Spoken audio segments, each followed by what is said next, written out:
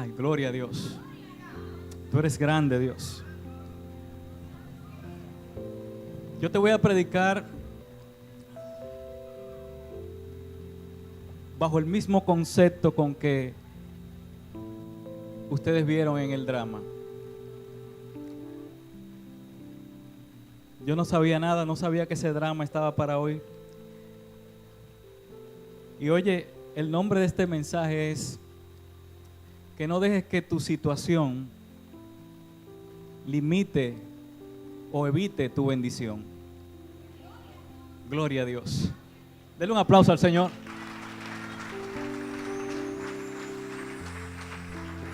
En el Señor no hay coincidencias, sino propósitos. Cuando yo vi esa danza, que alguien venía con problemas, que el enemigo la estaba asediando, que habían necesidades, habían situaciones difíciles, yo le dije al Señor, gracias por confirmarme la palabra. Porque eso es lo que está ocurriendo hoy en día. Hay muchas situaciones difíciles y llegar hasta la iglesia a veces se le hace a la gente imposible. Sin embargo, en esta noche el Señor va a hacer cosas grandes. Gloria a Dios. Póngase de pie, hermanos o hermana. Y hablando de situaciones difíciles, vamos a ir al libro de Hechos, capítulo 8, versículo 26. Hechos, capítulo 8, versículo 26. Gloria a Dios. Vamos a leer acá la palabra en el nombre del Padre, del Hijo y del Espíritu Santo. Un ángel del Señor habló a Felipe diciendo: levántate y ve hacia el sur por el camino que desciende de Jerusalén a Gaza, el cual es desierto. Entonces él se levantó y fue, y sucedió que un etíope, eunuco, funcionario de Candace, reina de los etíopes, el cual estaba sobre todos sus tesoros y había venido a Jerusalén para adorar, volvía sentado en su carro leyendo al profeta Isaías. El Espíritu dijo a Felipe: acércate y júntate a ese carro. Acudiendo Felipe lo oyó que leía el profeta Isaías y dijo: pero ¿entiendes lo que lees? Él dijo: ¿y cómo podré si alguien no me enseña? Y rogó a Felipe que subiera y se sentara con él.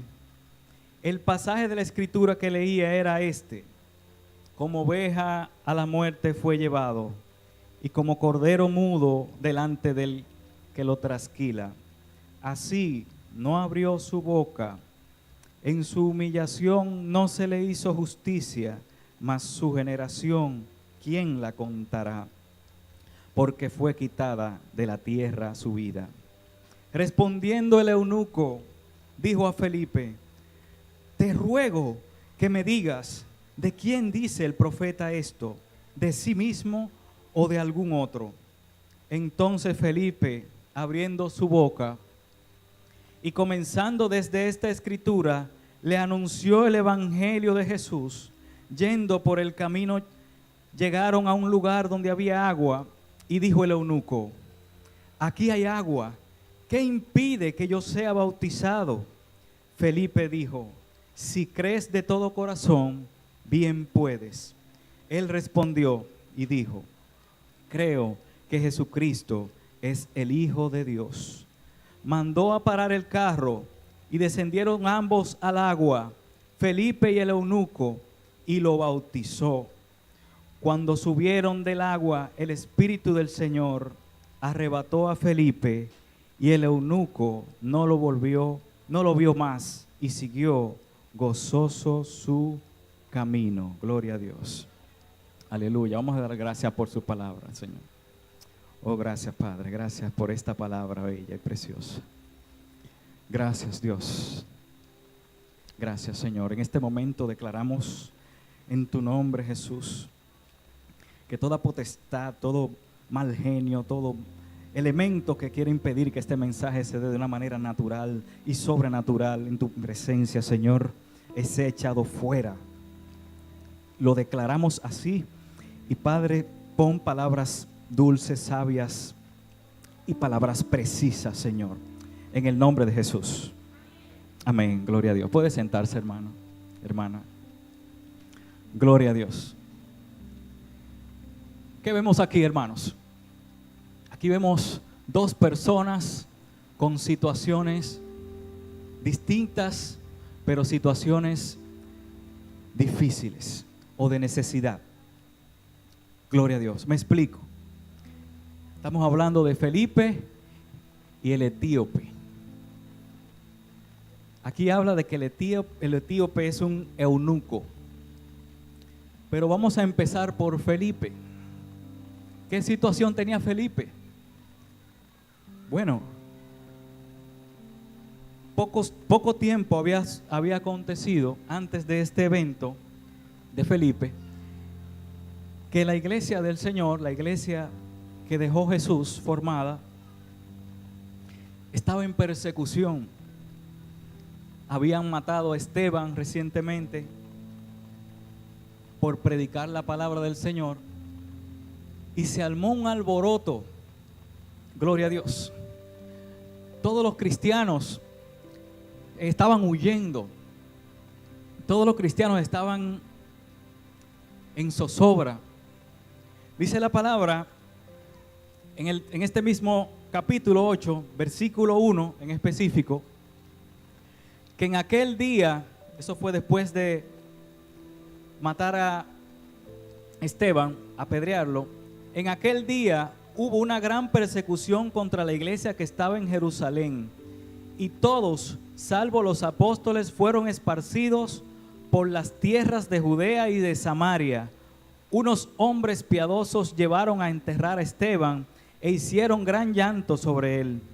Saulo, por su parte, asolaba la iglesia, entrando casa por casa, arrastraba a hombres y mujeres y los enviaba a la cárcel. Estamos viendo aquí una situación difícil. Felipe dice así en el versículo 4: pero los que fueron esparcidos iban por todas partes anunciando el evangelio.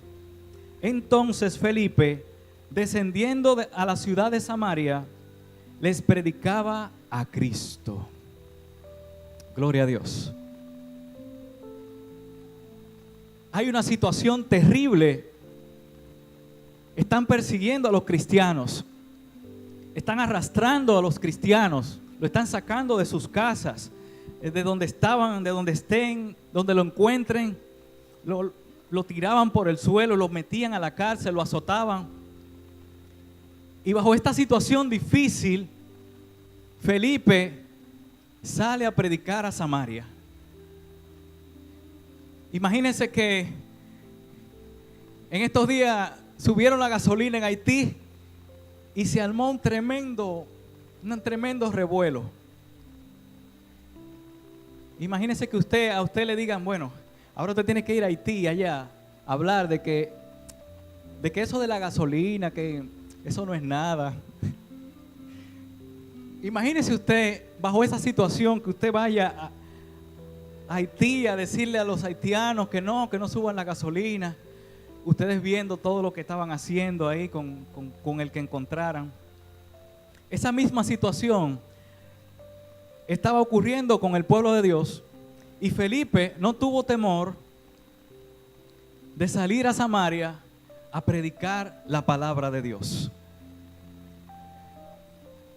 Dice este texto bíblico que Felipe hacía milagros, predicaba la palabra, que muchos aceptaron al Señor, se convertían. Había un mover del Señor extraordinario, aún a pesar de esa situación difícil. Samaria, que también tenía una condición especial. Samaria era un pueblo que había sido conquistado en innumerables ocasiones por otras naciones. Y ellos, entre los judíos y los samaritanos, no se llevaban, porque los judíos entendían que ese era un pueblo demasiado mezclado, demasiado penetrado por otras culturas, y había inclusive cosas muy desagradables que ocurrían en esa ciudad. Sin embargo, Felipe va a predicar a esa ciudad.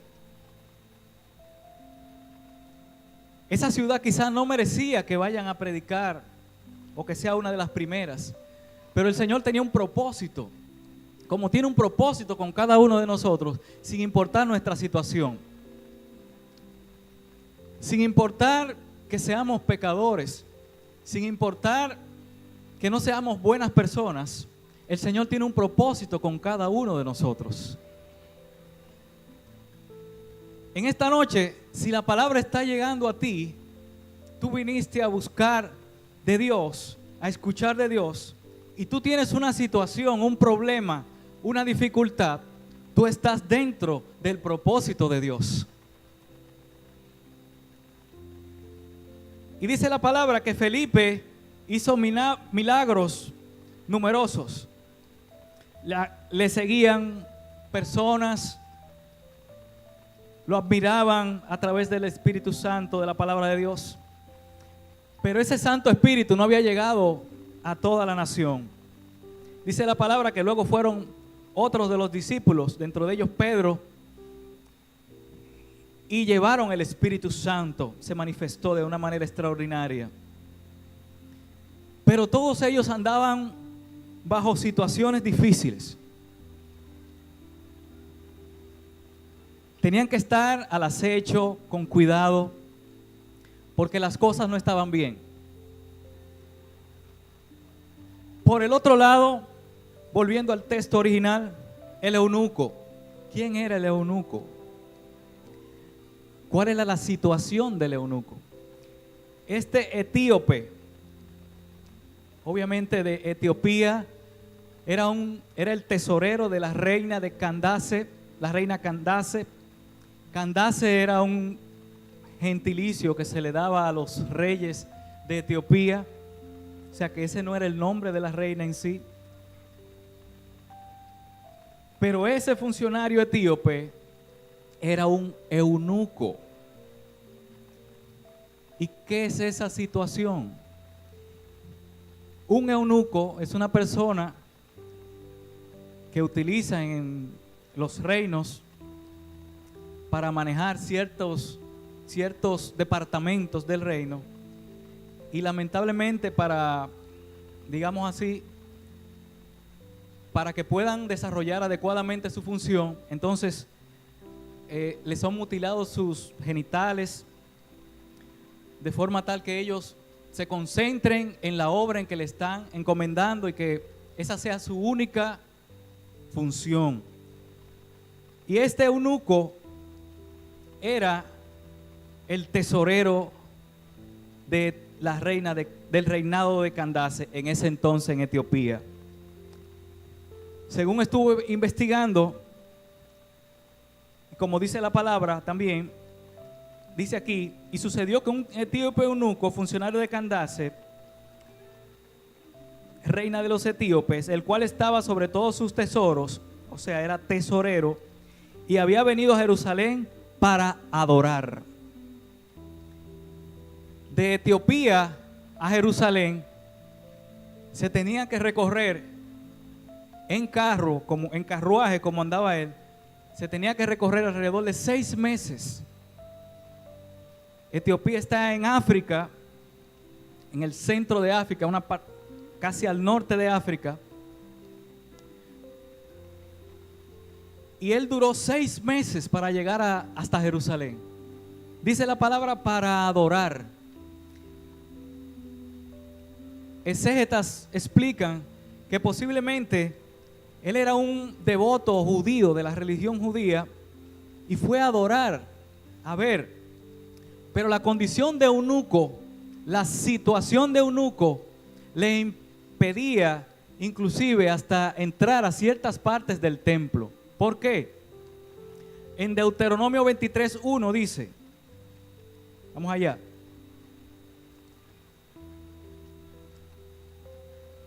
Gloria a Dios. Deuteronomio 23:1 dice así: no entrará en la congregación de Jehová el que tenga mayugado los testículos o amputado su miembro viril. Gloria a Dios. Este señor viajó 6 meses a adorar en el templo, y de seguro cuando entró, obviamente él tenía que presentarse, decir que él era el eunuco, el tesorero de la reina de Candace, y le dijeron: mire, lamentablemente usted no puede pasar de este límite. Nosotros tenemos por ley que usted no puede estar aquí. Y este señor, yo me imagino, después de esos 6 meses de recorrido, tiene que devolverse y irse nuevamente a Etiopía. Pero como muy bien estuvimos leyendo, él sigue leyendo la palabra. Y dice así: el Espíritu dijo a Felipe entonces: acércate. Antes de eso, el Espíritu de Dios le habla a Felipe, que está en Samaria, y le dice: oye, vete al sur, a Gaza, por el desierto, que en realidad no era un desierto, no hay un desierto, sino más bien que era un camino inhabitado, un camino que no se usaba. Y por ese camino el Espíritu guió a Felipe para que se encontrase con el etíope. Gloria a Dios, según leímos. Entonces aquí vemos 2 personas que están atravesando situaciones distintas bajo un encuentro espiritual. Gloria a Dios. Felipe bajo persecución, acecho y peligro de muerte, y el etíope rechazado por su condición física, pero que está buscando del Señor. ¿Cuántos me están siguiendo? Muchas veces nosotros tenemos situaciones en nuestras vidas que limitan nuestro accionar. Cómoda. Sin embargo, le faltaba